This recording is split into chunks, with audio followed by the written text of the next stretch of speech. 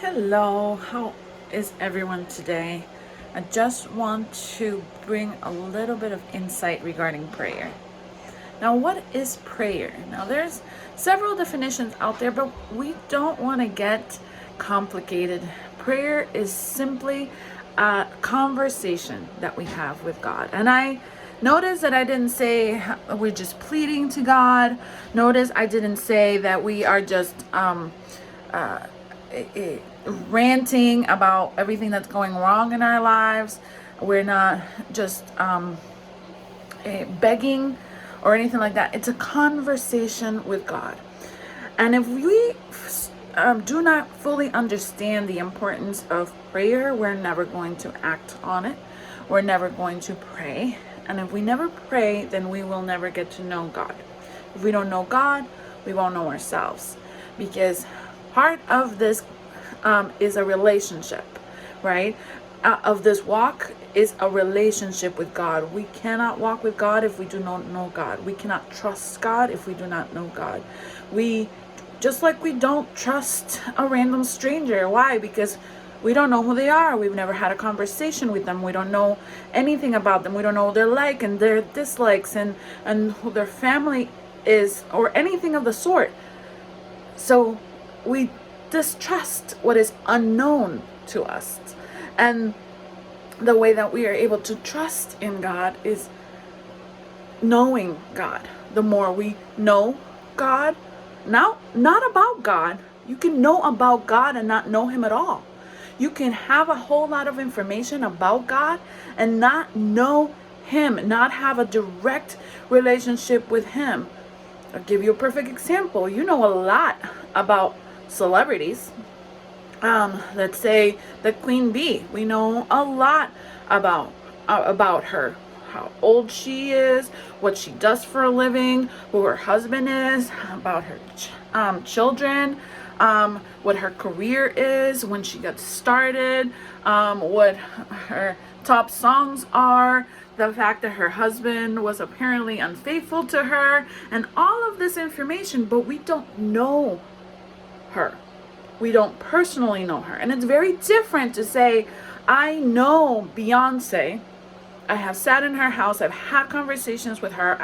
I've sat down in her a dinner table and shared experiences, and then saying I know about her.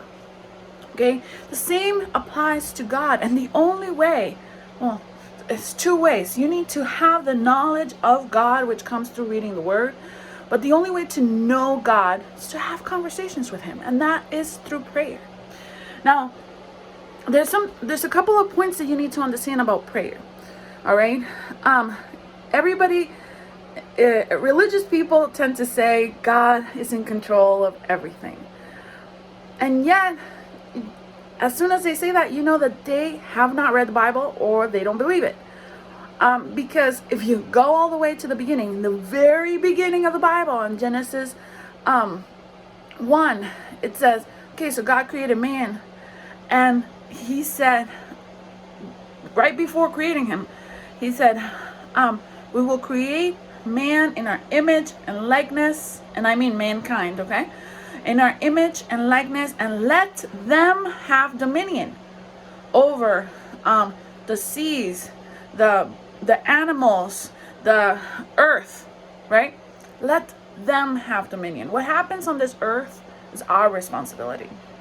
It is not God's responsibility. God gave us, through Jesus, everything that we needed. The knowledge that we needed, the power that we needed, the everything that we could possibly imagine that we need in order to make this earth produce for us and get better as opposed to worse. But the more you violate certain things and certain rules, the more you're going to have issues. For example, it is wonderful to have a driver's license. I can go ahead, take my car, and it takes me anywhere. Across the entire country, if I'm willing to drive that far, it'll take me anywhere. But there's a couple rules I have to follow, right? I can't kill anybody with my car, because if I do, I'm going to lose not only the license, but I'm also going to lose my freedom. 2, I can't be driving like a mad person and driving 100 miles an hour everywhere I go, because again, I'm violating another rule, which means I can't be trusted with a car, so it's going to be taken away from me. So for every single thing, there are rules that govern it. Just because we don't know those rules doesn't mean that we don't have to pay the price for it. Oh, I didn't know running somebody over with my vehicle was a problem. That's not an excuse for the cops to let you go. They're not going to say, oh, you didn't know about it, it's okay, go ahead, go in peace. That's not going to work. So when we say God is in control, it's really a lack of knowledge. All right, but we have to understand that through prayer we have the ability to confess the things that we want to see in our lives.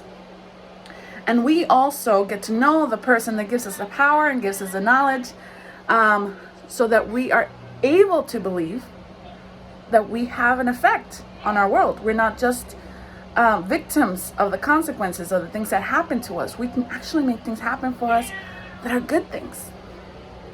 So one of the things that we need to understand is Matthew 21:22 said that whatever we ask for in prayer, we will receive if we have faith. We covered last week faith. It was important that we covered faith, because if you don't understand the concept of faith, you're not going to be able to pray believing that in what you're praying. It doesn't mean that you're going to get everything right. And you don't have to, because He was kind enough to give us the Holy Spirit that's going to teach us what's right and what's wrong. But it means we do have to get started. And we have to believe that whatever we're praying for, we're actually going to receive. Mark 11:24 says, therefore I tell you, whatever you ask in prayer, believe that you have received it and it will be yours. Why? Because think about it. If you are a child, if you have a 5-year-old child and he comes to you as a parent, he is fully believing as a child that you are going to give him what he's asking for. Otherwise, he wouldn't keep coming to ask you for stuff. Mom, I want food. Mom, I want a toy. Mom, I want I want a dog. Mom, I want this. Mom, I want that. Oh, I want a snack. They keep coming to you because they know that they will receive what they're asking for. Maybe it's not exact. It's not that you're going to give them everything they ask for. Why? Because you know that they might be asking for the 15th candy bar of the day. And if you give them the 15th candy bar of the day, it's going to rot their teeth. It's going to give them a stomach ache. It's going to make them hyper, and then they're going to crash. You having that knowledge, tell them no. The child doesn't know that, right? So prayer, when I say it's a conversation, you're asking for something and you believe that you're going to receive it because you're a child going to his father, believing that you're going to receive what you have asked for. But when the answer is no, or better yet, not now, right? Because sometimes you say, hey, you can have that candy bar, not the 15th, but you can have that candy bar after you have dinner. It isn't meant out of spite. It isn't meant that God doesn't love you. It isn't meant that God doesn't want to bless you, that he doesn't want, but he knows something that you do not know yet, right? So it's a conversation.